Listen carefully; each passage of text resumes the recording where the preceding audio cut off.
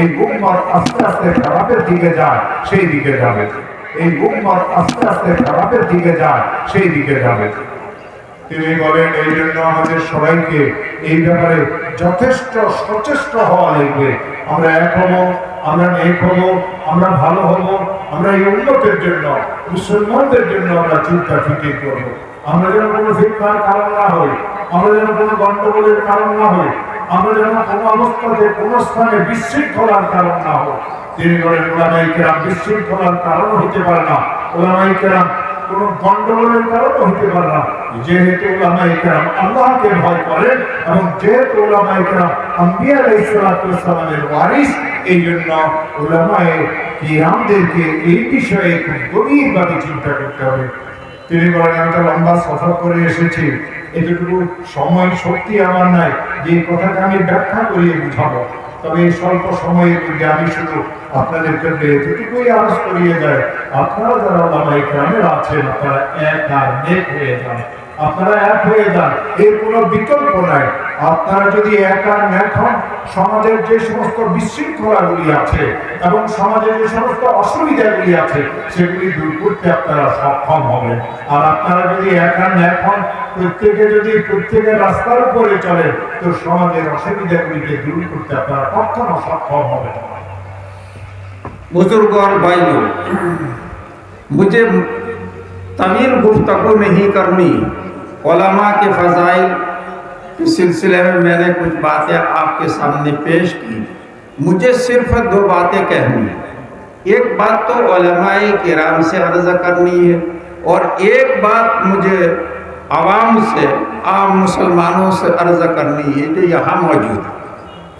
उलमा से तो मुझे ये अर्ज़ जन करना है कि आपको अल्लाह ने बड़ा बनाया है, तो आपका काम बड़ा होना चाहिए। उम्मत की इस्लाह की आप भरपूर जो फिक्र जो करें और तमाम उलमा जो इस इलाके के हैं मिलजुल करके काम करेंगे तो इंशाअल्लाह इस्लाह खूब जो होगी। और अगर आपस में एक दूसरे कि काट जुन की एक दूसरे का जो इख्तिलाफ हो गया तो फिर उलमा की हवा उखड़ जाएगी, आवाम की निगाहों में उलमा की कोई इज्जत बाकी नहीं रहेगी। कुरान करीम में अल्लाह ताला फरमाते हैं वक़्तसिमू बिहब्लिल्लाहि जमीअन वला तफर्रक़ू, और अल्लाह की रस्सी को मजबूती से थामो, यानी दीन को मजबूती से थामो और आपस में जो इख्तिलाफ न करो।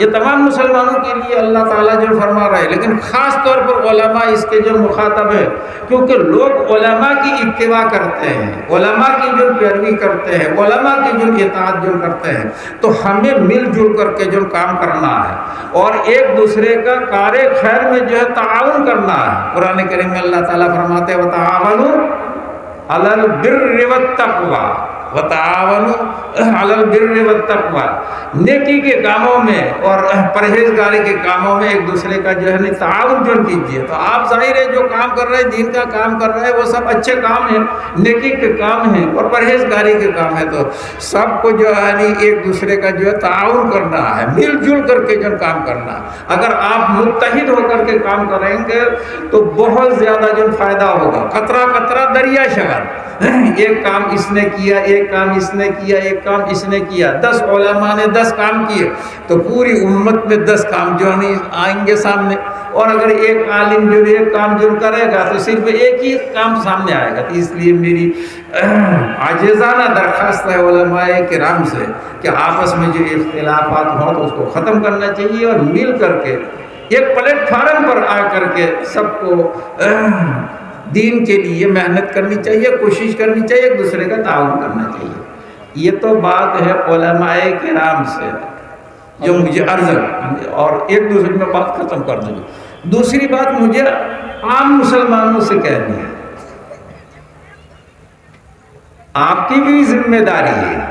उलमा की जिम्मेदारी तो मैंने बतला दी, आपकी भी जिम्मेदारी है। आपकी क्या जिम्मेदारी है? आम मुसलमानों की जिम्मेदारी क्या है? अस्सम्उ वत्ताअ। उनकी जिम्मेदारी ये है कि उलमाए किराम जो बात फरमाएं उसको सुनो, गौर से सुनो और अमल करो। अस्सम्उ के माना सुनना और अत्ताअ के माना जो अमल करना, ये आपकी जिम्मेदारी है। समझे नहीं समझे? उलमा बेचारे मेहनत कर रहे हैं, आप उलमा की बात सुनने के लिए तैयार नहीं है। आप सुनते तो हैं, तकरीरें तो खूब जो सुनते हैं, लेकिन उस पर अमल करने की नीयत नहीं करते, इरादा नहीं करते, तो अल्लाह ताला की तरफ से तौफीक कहाँ से जो नाज़िल जो होगी। तो इसलिए आवाम से मैं ये दरख्वास्त जो करना चाहता हूँ कि आप उलमा की बात को सुने और उस पर अमल करने की कोशिश करें, नियत करें। नियत करोगे तो इंशाअल्लाह अल्लाह ताला काम को जो आसान जो फरमा देंगे। लेकिन इसके साथ साथ आपको भी नेकी के कामों में ताउन करना है। उलमा जो काम कर रहे हैं वो नेक काम कर रहे हैं, वो अच्छा काम कर रहे हैं, दीन की बातें से आपको आगाह फरमा रहे हैं। तो अगर आपका ताउन शामिल हाल होगा तो इंशाअल्लाह दोनों तरफ से जब ताउन जो होगा तो फिर वो मेहनत रंग लाएगी, क्योंकि इन उलमा के पास वक्त है, वो दीन की खिदमत जो कर रहे हैं। लेकिन जब दीन की खिदमत में वो मशगूल होंगे तो माश की जो कमी आ जाएगी, तो माश का इंतज़ाम करना, फिर वो जो काम जो कर रहे हैं उसमें भी कुछ रकम की ज़रूरत पेश आएगी, कुछ सरमाए की ज़रूरत पेश आएगी। तो उलमा का ताउन करना यानी माली ताउन करना और उनकी बात सुनना और उनकी बात मानना, ये आपकी ज़िम्मेदारी। अल्लाह ताला हम सबको अपनी ज़िम्मेदारियों को पूरा करने की तौफीक अता फरमाए। वाखिर दावाना अल्हम्दुलिल्लाहि रब्बिल आलमीन। হযরত বলেন, আমি আপনাদের উভয়ের কাছে, উলামায়ে কেরামদের কাছে এবং সাধারণ মুসলমানদের কাছে উভয় পক্ষের জন্য আলাদা আলাদা দুটা কথা বলবো। তিনি বলেন, যেটা আমি উলামায়ে কেরামদেরকে বলেছি আবারও বলি, আপনারা এক হয়ে, এক মন, এক ধ্যান হয়ে উম্মতের খেদমত করতে থাকেন। আর সাথে সাথে তাআওয়ানুল বিররি ওয়াত তাকওয়া, আপনারা একে অন্যকে নেকির কাজে সাহায্য করেন। এরকম যেন না হয় যে একজন আলেম একটা ভালো কাজ করতেছে, আপনি তার কোনো রকমের সহযোগিতা করেন না। তিনি বলেন, তিনি তার এই ভালো কাজ পরিপূর্ণরূপে তখনই করতে সক্ষম হবে যখন আরেকজন আলেম তাকে সাহায্য সহযোগিতা করবে। এই জন্য তিনি বলেন, আল্লাহ তাআলা কোরআনে কারীমে আয়াত এই জন্যই নাযিল করেছেন, তাআওয়ানুল বিররি ওয়াত তাকওয়া, নেকির কাজে, পরহেজগারির কাজে একে অন্যকে সাহায্য করা। তিনি বলেন, একজন লোক যদি নেকের কাজে কোনো কাজ শুরু করে, পরহেজগারির কাজ যখন শুরু করে, তা আপনারা অন্য উলামায়ে কেরামেরা যারা আছেন তার সাথে একাত্ম হয়ে আপনারা তাকে সহযোগিতা করেন। তিনি বলেন, যেহেতু উলামায়ে কেরামের দায়িত্ব অনেক বেশি, আর এই দায়িত্ব ইসলামের খেদমতের জন্য, মুসলমানদের খেদমতের জন্য আমাদের কাছে যতটুকু আল্লাহ তাআলা শক্তি দিয়েছেন, সামর্থ্য দিয়েছেন, আমরা যদি ইসলাম এবং মুসলমানদের খেদমত করি। আর এই ইসলাম এবং মুসলমানদের খেদমত করার ব্যাপারে আমরা উলামায়ে কেরামরা যেন আপোষে মতবিরোধ না হই, আমরা যেন সবাই এক হয়ে আমরা সবাই কাজ করতে পারি। তিনি বলেন, আপনারা যারা মুসলমানেরা আছেন, সাধারণ মুসলমান, আপনাদের জন্য আল্লাহ রাসূল সাল্লাল্লাহু আলাইহি ওয়াসাল্লামের একটা ইরশাদ আছে, আর আল্লাহ রাসূল সাল্লাল্লাহু আলাইহি ওয়াসাল্লামের হাদিসের একটা ব্যাখ্যা আছে। সেই ব্যাখ্যা কি, উলামায়ে কেরামকে আপনাদেরকে দিনের দিকে ডাকবেন, উলামায়ে কেরাম দিনের কথা আপনাদেরকে বুঝাবেন, উলামায়ে কেরাম আপনাদেরকে দিনের কথা শিখাবেন, উলামায়ে কেরাম আপনাদেরকে দিনের পথে চালানোর জন্য চেষ্টা করবেন। আপনাদের কি কাজ আপনারা শুনবেন এবং নাইবেন। এটা কোশ্চেন কারো সম্ভব না যে উলামায়ে কেরাম আপনাদেরকে নেক কাজে ডাকবেন, আপনারা নেক কাজ করবেন না, আবার ইসলামের ফায়দা আপনারা পাওয়ার জন্য চেষ্টা করবেন। ইসলামের যে লাভ আর ফায়দা আছে এটা যদি আপনাদেরকে অর্জন করতে হয়, অবশ্যই আপনাদেরকে উলামায়ে কেরামদেরকে সহযোগিতা করা লাগবে। প্রথম সহযোগিতা কি? উলামায়ে কেরামদের কথা আপনাদেরকে শোনা লাগবে। উলামায়ে কেরামদের কথা শোনার পরে উলামায়ে কেরামদেরকে আপনাদেরকে মানা লাগবে। যেই কথা উলামায়ে কেরাম বলেন সেই কথার উপরে আপনাদেরকে আমল করা লাগবে। কেবল শুনলে হবে না, শোনার সাথে সাথে আমলও করা লাগবে। আর এই উলামায়ে হক্কানি রব্বানি যখন দ্বীনের জন্য, ইসলামের জন্য কখনো তারা আপনাদের দ্বারস্থ হন, তখন আপনারা তাদেরকে সহযোগিতা করবেন। আর্থিক সহযোগিতা আমাদেরকে করতে হবে ইসলামের জন্য, আর্থিক সহযোগিতা আমাদেরকে করতে হবে মুসলমানদেরকে এক আর নেক করার জন্য। দিনের কাজ একে অন্যের সহযোগিতা ছাড়া কোনোদিন সম্ভবপর হয় না। তিনি বলেন, যতদিন পর্যন্ত আমরা একে অন্যের সাথে মিলব না, যতদিন পর্যন্ত আমরা সবাই মিলে মিশে কাজ করব না, আমাদের দিনের কাজে কোনো বরকত হবে না। এই দিনের কাজের বরকতের জন্য আমাদের সবাইকে এক হওয়া লাগবে। যেটা কোরআনে কারিমে আল্লাহ বলেছেন, নেকির কাজে, পরহেজগারির কাজে একে অন্যকে তোমরা সাহায্য করিও। তিনি বলেন একে অন্যের মধ্যে ওলামাদের সাহায্য করা, আর জনসাধারণ মুসলমানেরাও ওলামায়ে কেরামদেরকে সাহায্য করা।